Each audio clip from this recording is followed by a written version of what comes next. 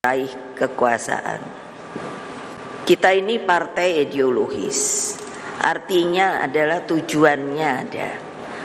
Jadi kita ini harusnya sudah semua mengerti bahwa kewajiban kita sebagai organisasi politik adalah mengabdi kepada bangsa dan negara.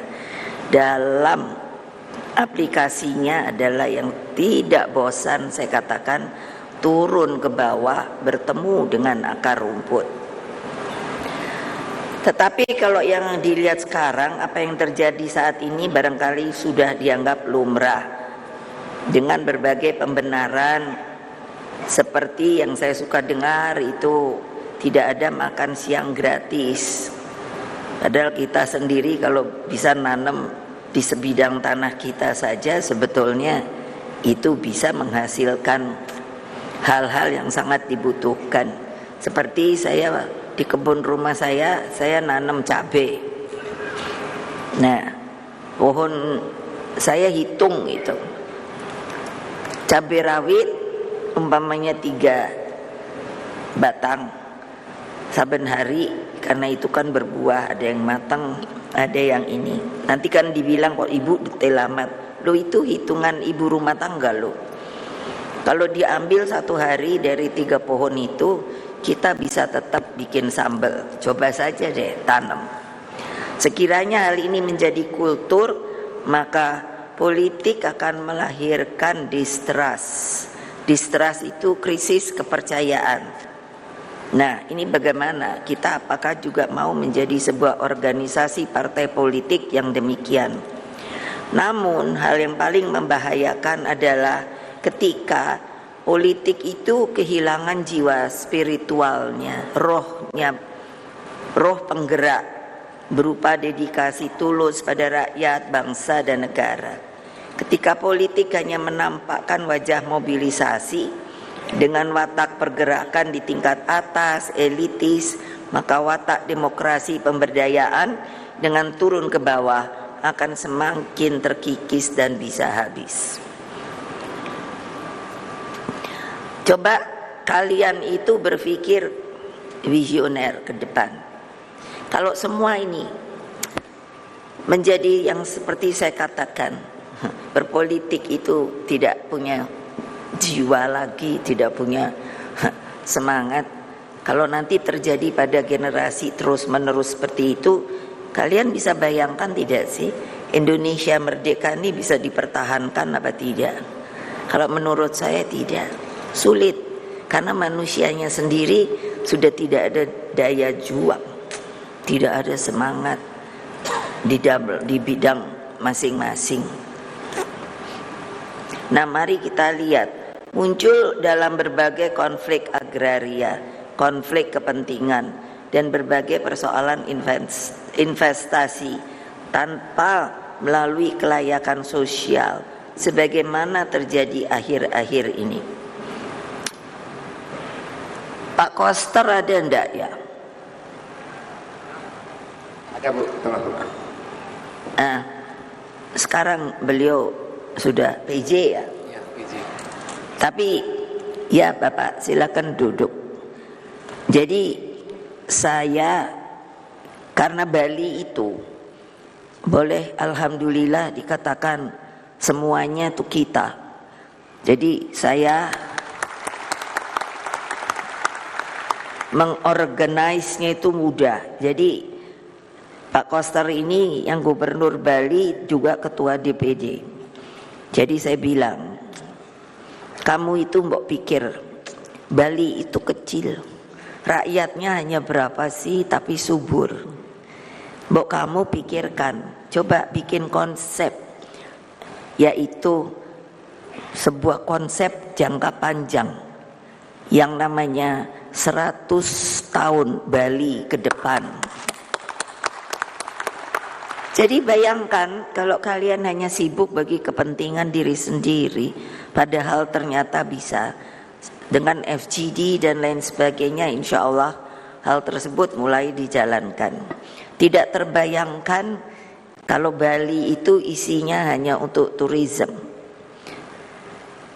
Yang saya bilang, saya maksud tanah itu lalu semua sawah yang subur dan lain sebagainya dikonversi, digantikan hanya untuk kepentingan turisme, itu lalu rakyatnya punya apa ya?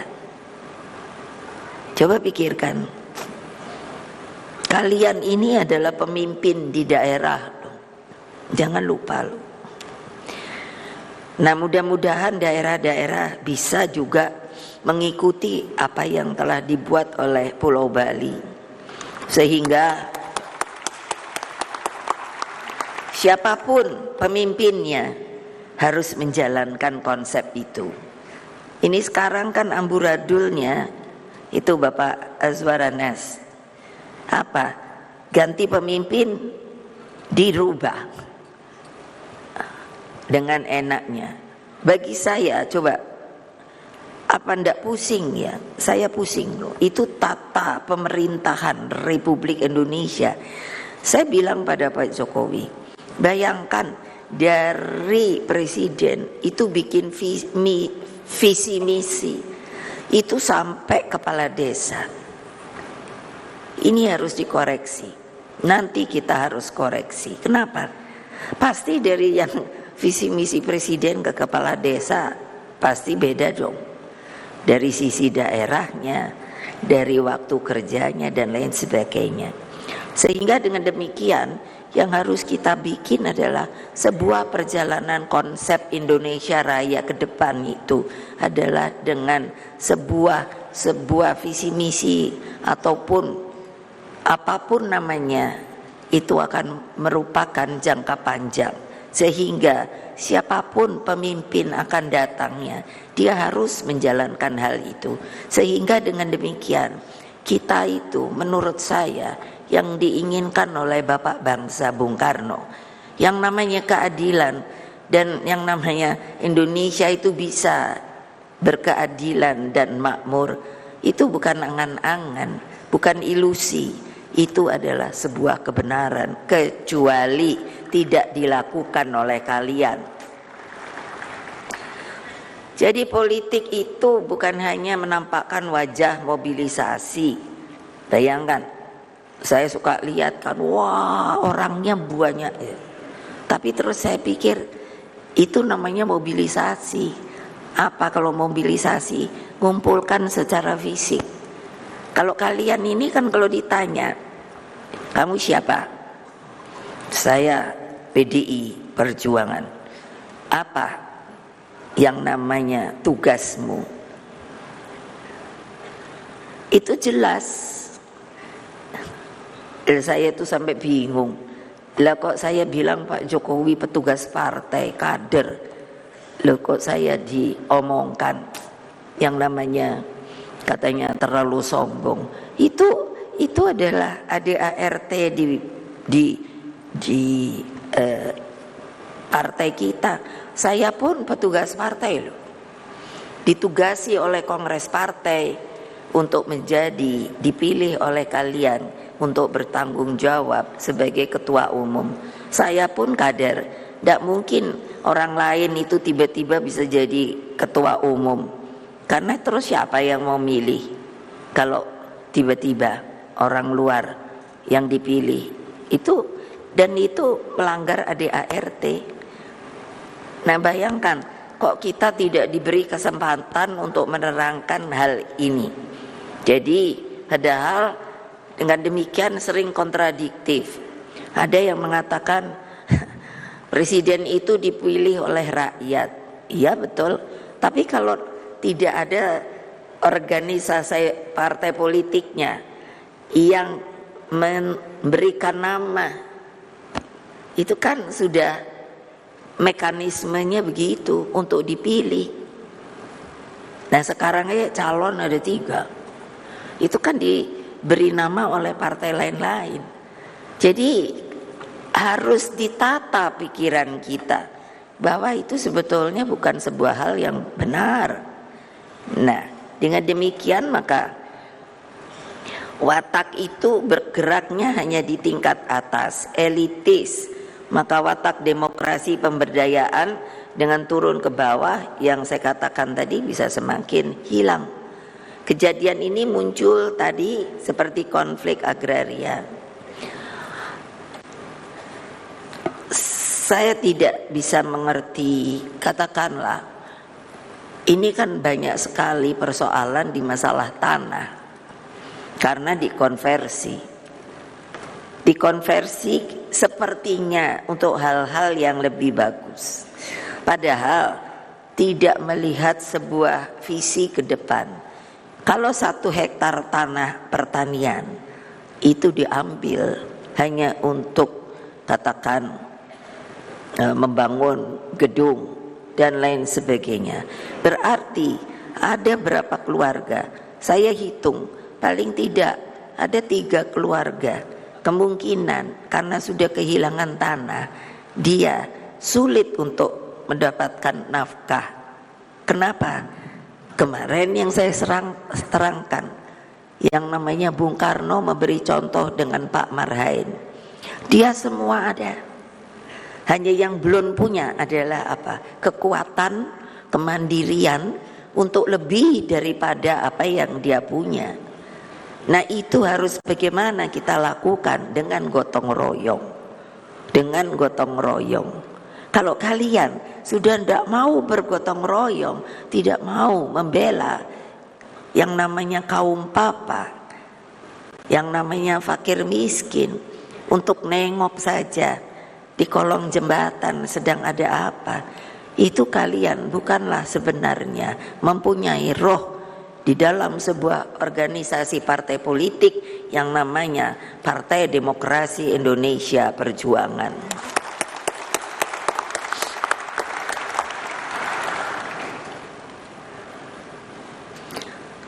Jadi memang saya bangun PDI Perjuangan itu sebagai partai rakyat dan juga untuk menjadi partai pelopor. Partai pelopor itu apa sih? Partai pelopor itu punya semangat juang. Dia bisa semua. Dia mampu menolong rakyat. Dia bisa kalau digerakkan, diorganize, bukan dimobilisasi. Bukan dikonsolidasi, itu 3 kata yang berbeda. Itu bisa, sangat bisa. Itu maka bisa tidak terjadi yang namanya mengubah watak politik transaksional tersebut. Rakernas 4 kali ini mengungkapkan kehendak terdalam partai agar selalu setia pada sumbernya. Siapa sih sumbernya? Ya rakyat. Kalian apakah bisa akan jadi legislatif ini mau tarung, siapa yang akan memilih? Rakyat.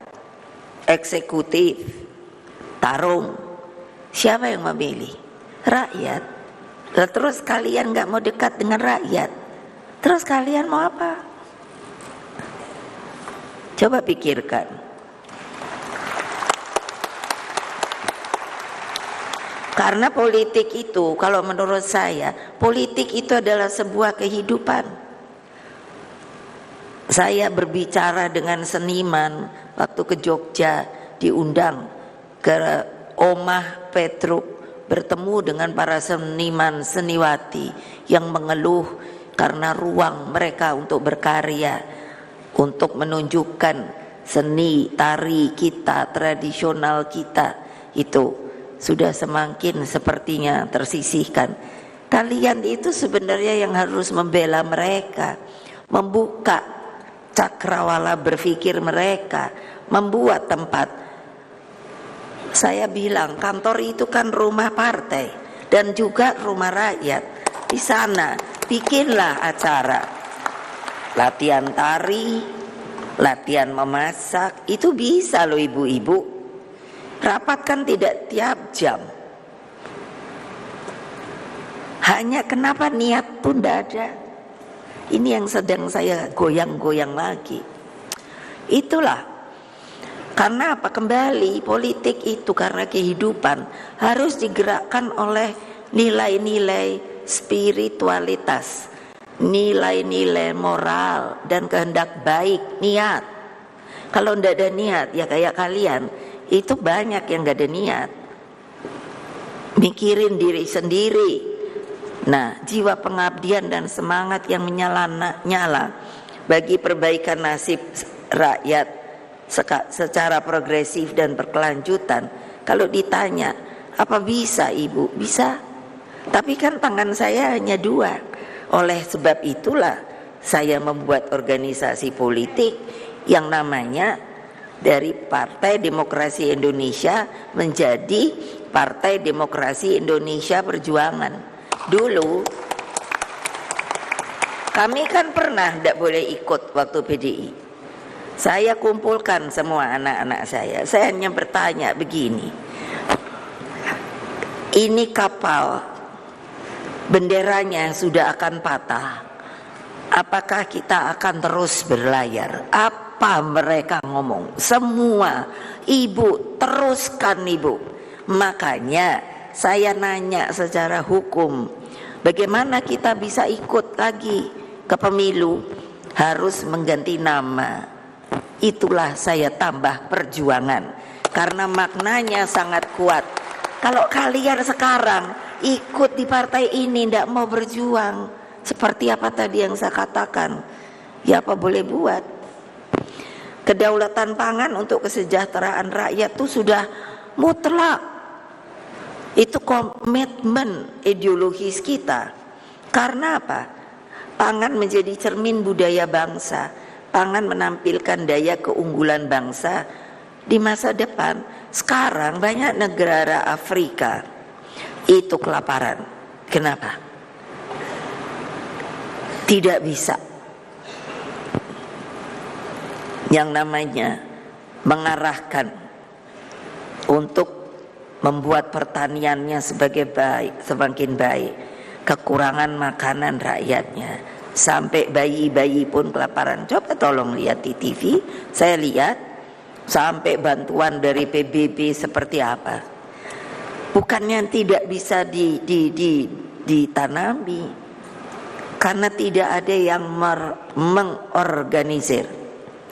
Saya dapat undangan nanti ke Saudi Arabia, dan di sana yang namanya Perdana Menterinya Pangeran Mohammed bin Salman itu telah memberi pesan bahwa apa? Sekarang itu ada konsep untuk menghijaukan Timur Tengah. Terbayang tidak? Padahal Timur Tengah itu kan padang pasir. Tapi buktinya apa? Saya diberi foto-fotonya, sudah mulai. Itu bukan Arab Saudi saja loh. Nantinya yang namanya Suriah, Libya, Irak dan lain sebagainya. Pokoknya Timur Tengah. Apa ndak malu kita kalau mereka itu saja bisa? Karena apa? Niat dan apa? Jiwa juangnya untuk membangun negaranya, untuk bisa hijau royo-royo. Coba dong, lah kalian ada yang belum apa-apa udah nebangi pohon. Kalian tuh tahu ndak sih pohon itu benernya dari masih biji terus tumbuh dan sampai tumbuh terus sampai dianya akhirnya sudah harus selesai. Beringin itu bisa 300 tahun loh. Bayangkan kalian hanya menebang dengan cinso paling tidak 30 menit. Masa enggak kasihan? Padahal itu tempat makan siapa? Binatang, burung, tupai, dan itu pun bijinya nanti apa? Ditebarkan oleh binatang, bukan oleh kalian. Gak malu ya? Kalau saya malu. Karena apa? Iya, kembali adalah yang namanya pangan itu sudah pasti akan menunjukkan keunggulan bangsa. Kita lihat orang belahan barat, orang asing, mereka itu kenapa sih fighting spiritnya itu kuat? Karena mereka punya musim salju, 4 musim.